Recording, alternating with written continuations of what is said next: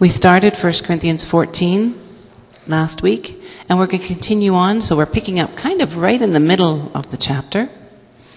And this is going to be kind of fun, because we're going to discover, is there freedom? In Galatians, Paul says that there's freedom. But today we're going to discover, is it freedom for just the men, or is it freedom for the women too? So let's read through. We're going to start at verse 23. What we've been talking about is we've been talking about some guidelines and some principles. That this is a public worship service that's going on in Corinth, and Paul needs to give them some guidelines. And it's mainly about prophecy and tongues that he's been laying things down.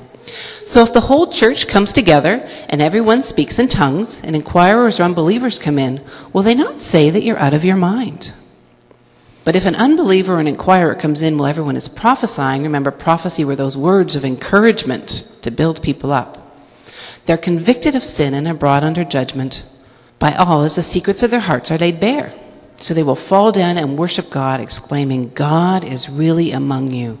The idea that Paul's emphasizing here is that when we come together, God is among us. What then shall we say, brothers and sisters? When you come together, each of you has a hymn or a word of instruction, a revelation, a tongue, or an interpretation.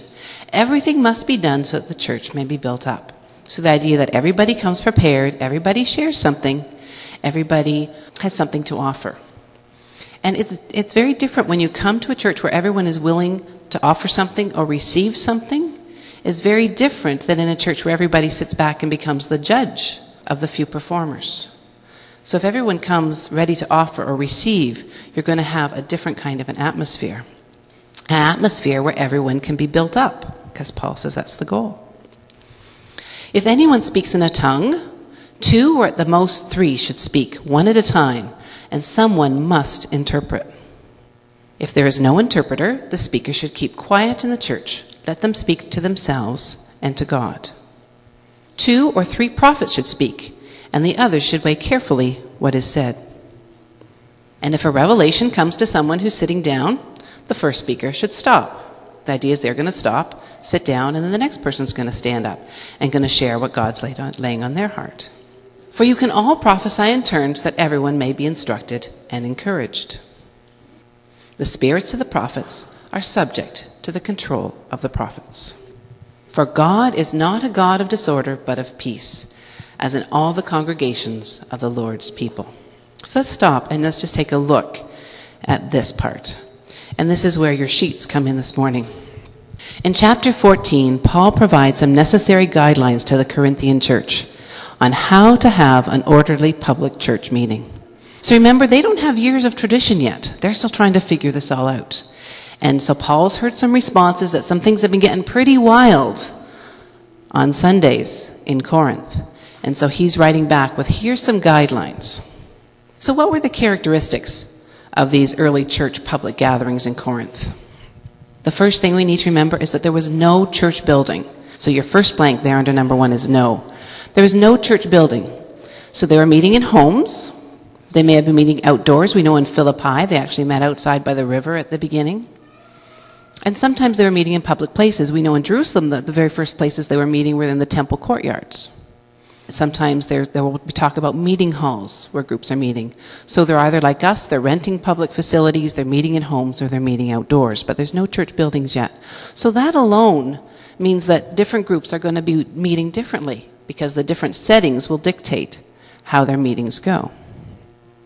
Second thing, everyone was encouraged to participate.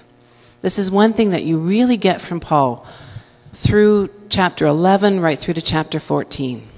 Everyone was encouraged to come and to participate. And you see it especially in the verse that we talked about last week.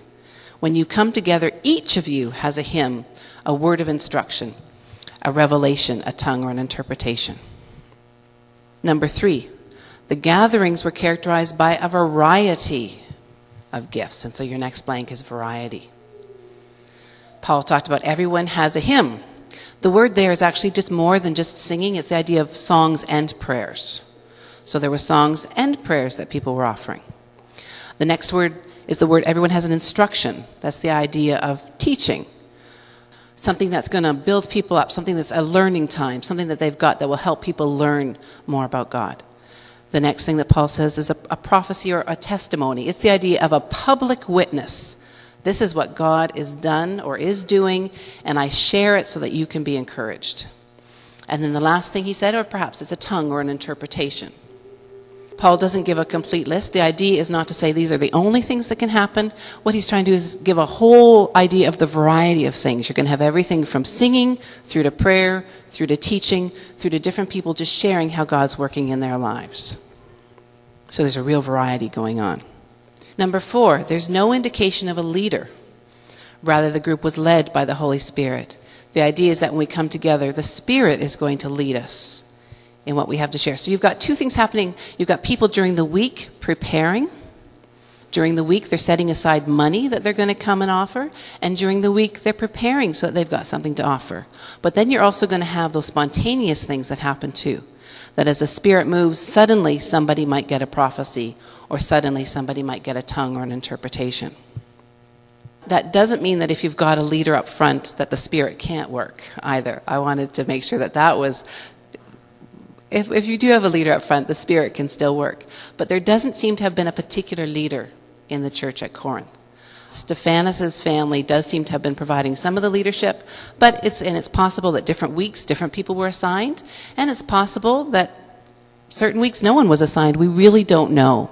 But because in this section on public worship, Paul doesn't mention a leader, implies that normally the leader is not a key focus of their public time together.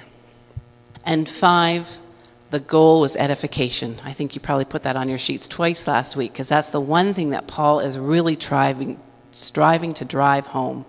The goal of our meetings is edification. It's not judgment of one another.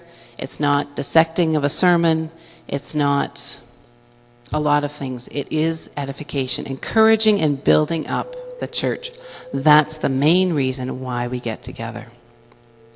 And sometimes, I know sometimes Monica will sing a song, and we'll sing a song, and I'll think, I could go home now. There was so much richness in the words of that song that I'm encouraged for a week, and I'll find myself singing it through the course of the week. So sometimes it might be something little like that. Something, it might be a prayer. Somebody comes, they need prayer.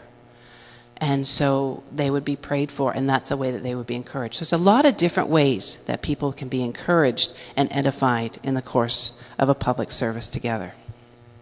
So there were some really positive things about the system. The first one is it allowed for maximum participation. It allowed people to come, prepare, and share. It allowed people to receive. So you were involved in a lot of different ways. And that's a very good thing. When you look at first century learning was very integrated into life. They didn't use the classrooms the way that we do now. We just kind of try to shove our heads full of knowledge.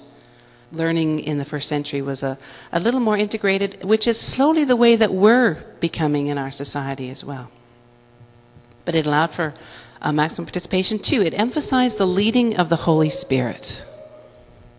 There was a real emphasis that God is with us, God is here, God is a reality. And it's easy for us to forget that when we do just try to stuff our heads full of knowledge. We start to think that God is someone to be figured out rather than someone to be experienced and lived with and enjoyed. So too, it emphasized the leading of the Holy Spirit. 3, it kept things fresh and vibrant, full of life, so that people experienced God's reality. It was less likely to get into a rut when you had different people doing different things and offering their gifts at a public meeting. Now, I know one of the things we talked about last week was that some of us have been in services where they're to be led by the Spirit, and that you notice that after a few months it's the same people speaking and sharing the same things. So it is possible to get into a rut. But one of the good things was that you were supposed to avoid that it was to keep life going and vibrancy and keep things fresh. Number 4. Everyone was taught and encouraged to grow in their faith and in the practice of their gifts. It was one of the ways that discipleship was happening. Now, I think discipleship was also happening during the week as people were meeting in each other's homes. There was practicing of hospitality as people were getting together, discussing what things really meant. But then they were also encouraged on a Sunday morning, come and get those gifts that you're recognizing and grow in your faith and practice your gifts together.